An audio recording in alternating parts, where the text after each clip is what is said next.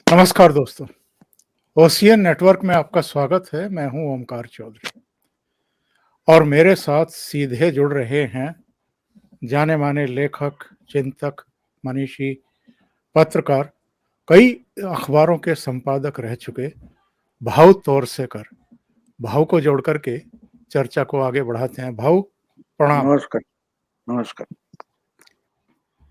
भाऊ, गुजरात की अगर बात करें तो गुजरात के चुनाव की घोषणा अब दिवाली के बाद कभी भी हो सकती है। चुनाव आयोग ऐलान कर देगा। हिमाचल का तो ऐलान हो चुका है। हिमाचल का पता भी चल गया है कि 12 नवंबर को मत पड़ेंगे और गिनती 8 दिसंबर को होगी। 12 नवंबर को मत पड़ेंगे और 8 दिसंबर को जाकर के मतगणना होगी। इसका मतलब ये है कि इस बीच गुजरात के भी चुनाव होंगे और दोनों राज्यों की मतगणना 8 दिसंबर को होगी। गुजरात को लेकर के आपका आकलन क्या है भाऊ?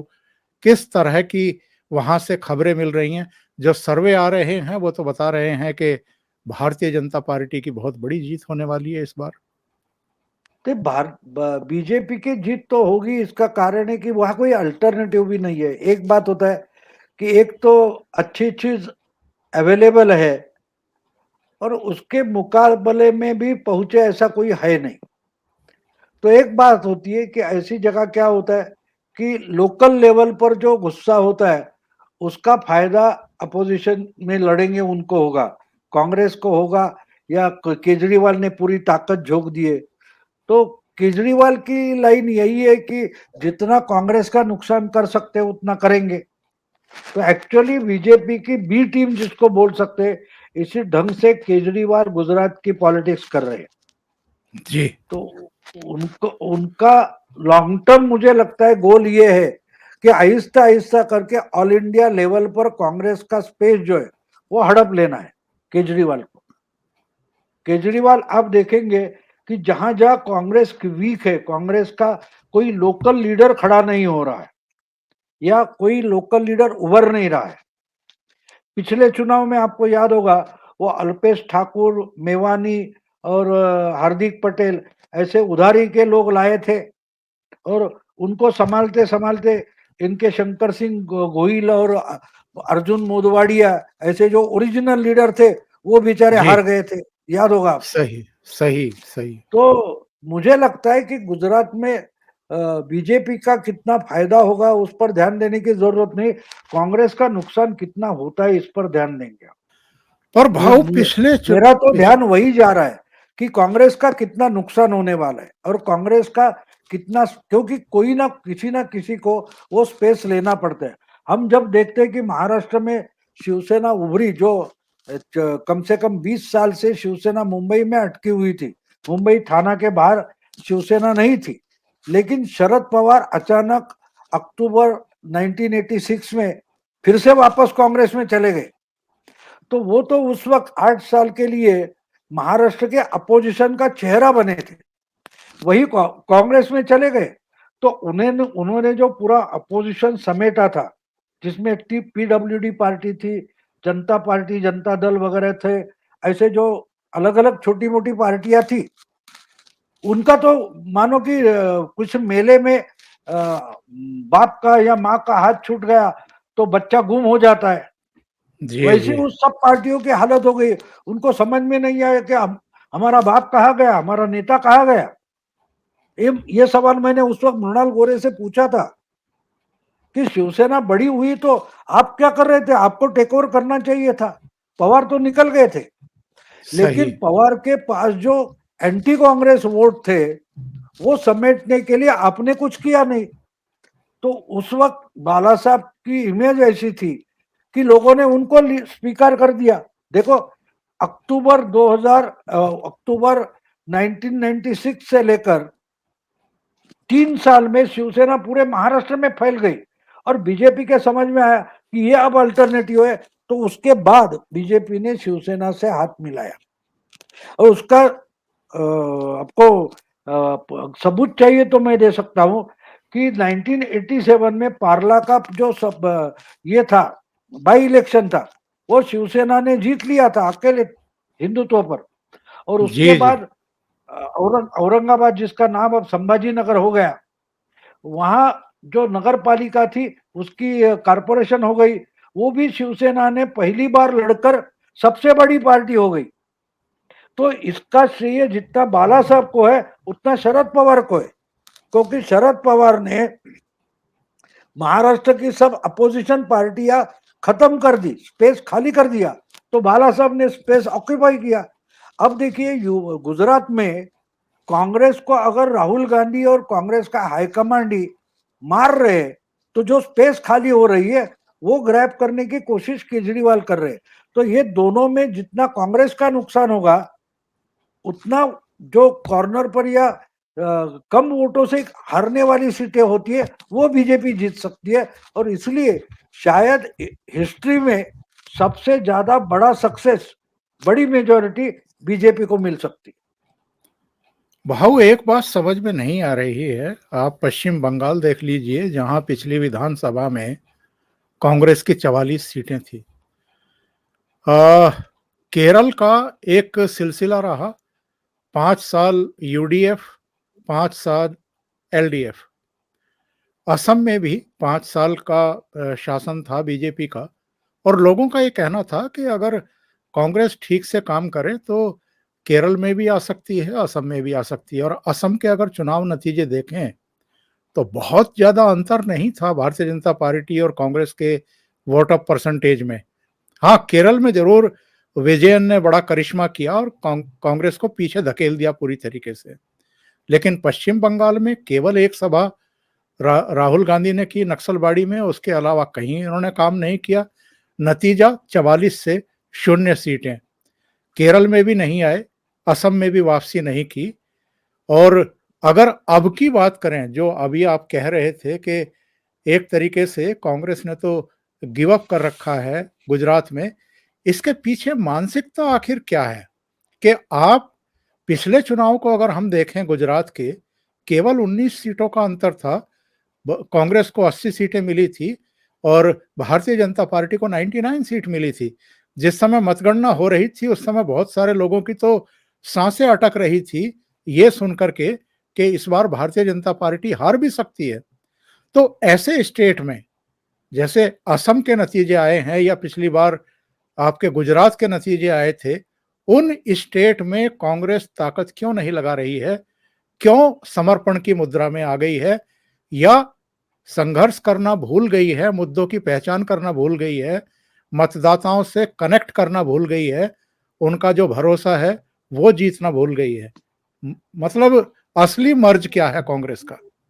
मैंने कभी 15 साल पहले कहीं एक पढ़ा था, असलियत मुझे पता नहीं लेकिन कहीं पढ़ा था, जो यूपी के एक बड़े नेता हुआ करते थे, एक समय बड़े नेता है ना, चीफ मिनिस्टर वगैरह नहीं थे लेकिन बड़े नेता थे, आज भी बड़े नेता ही है यूपी के, राज्यसभा में प्रमोद तिवारी। जी जी। उनका बयान मैंने कहीं पढ़ा था, तो उन्होंने बोला था दुबली कांग्रेस अच्छी होती है, क्योंकि कांग्रेस अगर हम बड़ी ताकत से खड़ी कर देंगे यहाँ, तो उसका डिसीजन तो हाईकमांड ले लेगा। तो कांग्रेस दुबली रहती है तो यहाँ का डिसीजन हम कर सकते हैं। तो कांग्रेस हमारे कब्जे में रहे, ना कि राहुल और प्रियंका के, तो कांग्रेस दुबली रहना अच्छा है। तो यही बात अगर हम ऑल इंडिया लेवल पर देखें, तो लोकल लेवल पर कोई तगड़ा नेता खड़ा ना हो, क्योंकि आगे चलकर जैसे गुजरात का चीफ मिनिस्टर दिल्ली का प्राइम मिनिस्टर बन सकता है, ऐसी स्थितियां कांग्रेस में ना हो, इसके लिए राहुल गांधी कांग्रेस में कोई लोकल लेवल पर लीडर खड़ा ही नहीं होने देते। जो अब भूपिंदर हुड्डा तो 10 साल के लिए चीफ मिनिस्टर थे, उनका नामो निशान नहीं हम देखते, और जी लड़के हैं जी। लेकिन उनको हरियाणा में ही रखा है। लेकिन हरियाणा के आज के राहुल के सबसे बड़े नेता कौन है? वो रणदीप सिंह, कौन उनका नाम, रणदीप सुरजेवाला, सुरजेवाला। जी। जो बाई इलेक्शन में भी विधानसभा को हार जाते हैं, वो दिल्ली के लिए बड़े नेता होते हैं। तो इनको अगर लोकल सेनापति खड़ा ही नहीं करना है, तो लोकल लेवल पर चुनाव कैसे जीत सकते और या कैसे लड़ सकते? देखो, जीतने के लिए लड़ना पड़ता है, और लड़ने के लिए लोकल लेवल पर तगड़ी सेना भी होनी चाहिए, तगड़ा सेनापति होना चाहिए। अब हमने देखा है कि पिछले चुनाव में जो अल्पेश ठाकुर थे, हार्दिक पटेल थे, वो बीजेपी में चले गए। इनके पहले से पुराने कांग्रेसी नेता थे शंकर सिंह गोहिल और अर्जुन मोढवाडिया, वो तो खत्म हो गए। शंकर सिंह गोहिल वाघेला ठीक है बीजेपी से उठाए थे, लेकिन वो तो अभी रिटायर हो गए। बचे हैं मधुसूदन मिस्त्री, वो तो अब क्या बोलते हैं उनको, दिल्ली में बैठे इनके साथ। बिल्कुल। ये कहाँ जाएंगे, उनके पीछे पीछे दौड़ना, यही तो मधुसूदन मिस्त्री का काम बचा है। तो गुजरात में कांग्रेस का लीडर कौन है? अगर लीडर ही नहीं है तो वो सेना को समेटकर लड़ेगा कैसे और जीतेगा कैसे? और इसकी पड़ी भी नहीं है। आपने देखा है कि कन्याकुमारी से कश्मीर तक जाएंगे, लेकिन गुजरात में मुड़कर भी नहीं देखेंगे, ना कि हिमाचल प्रदेश देखेंगे। तो ये पदयात्रा का मतलब क्या है? ये अजीब अजीब बात है ना, कि आपने निकालिए उस वक्त 2 चुनाव हो रहे हैं और उसके बाद फटाफट से चुनाव एक के पीछे एक आने वाले हैं। बिल्कुल। वहां मुड़कर 2000 देखना नहीं चाहते। 2023 में तो और तो भी इन्होंने प्रतिष्ठित कांग्रेस चुनाव। की एनजीओ बना दी है। उनको लगता है कि मीडिया में छाए रहना है, बाकी कुछ करने की जरूरत नहीं है। बहु जहां जहां कांग्रेस कमजोर पड़ती जा रही है, वहां तीसरे विकल्प के तौर पर अरविंद केजरीवाल की पार्टी ग्रैब करती जा रही है। 15 साल शीला दीक्षित दिल्ली में मुख्यमंत्री रही, रिप्लेस किया तो अरविंद केजरीवाल ने किया। पंजाब में अमरिंदर सिंह की सरकार थी, बाद में चन्नी को ले आए, कबाड़ा किया वहां कांग्रेस का, संभावनाओं का भी कबाड़ा किया, और वहां अरविंद केजरीवाल की पार्टी ने रिप्लेस कर दिया। जहां जहां ये कमजोर होते जा रहे हैं, जहां इनकी लड़ने की ही इच्छा शक्ति नहीं है, वहां अरविंद केजरीवाल आगे बढ़ रहे हैं और गुजरात में उन्होंने पूरी ताकत झोंक रखी है। क्या लगता है आपको, कुछ अगले कुछ सालों में कांग्रेस को रिप्लेस कर सकते हैं क्या ऑल इंडिया स्तर पर अरविंद केजरीवाल? मैं नहीं मानता कि रिप्लेस कर सकते हैं, लेकिन अब जहां रिप्लेस करना था, देखो शरद पवार महाराष्ट्र में है, ममता बनर्जी वहां है, केसीआर ने तेलंगाना में इनको रिप्लेस किया है, जगन मोहन ने आंध्र में किया है, फिर थोड़ा बचा हुआ कुछ केरला में है या कर्नाटक में है और गुजरात में है। तो गुजरात में वो कोशिश कर रहे हैं। कर्नाटक में आज भी हम अगर देखेंगे, डी के शिव कुमार है और सिद्धरामैया ऐसे नेता कुछ करने की, कल उठकर वो अलग से अपनी पार्टी लोकल लेवल पर बना सकते हैं कि भाई हाई कमांड अगर कुछ नहीं कर रहा है तो हम ही कर ले, जैसे जी कि जी। जगन मोहन ने किया या ममता ने किया, वैसा सिद्धरामैया वगैरह कर सकते हैं। गुजरात में क्या है कि कोई इनका लीडर बचा नहीं है, लीडर ही बचा नहीं है कि जो कुछ कर सकता था। और वाघेला जैसा था, लड़ना चाहता था, इसको ये इन्होंने आगे आने नहीं दिया, तो क्या करे? सिद्धरामैया अभी तक बैठे हैं, शायद भूपिंदर सिंह हुड्डा भी आगे चलकर भजनलाल जैसे अलग पार्टी बना सकते हैं, तो वो हो सकता है।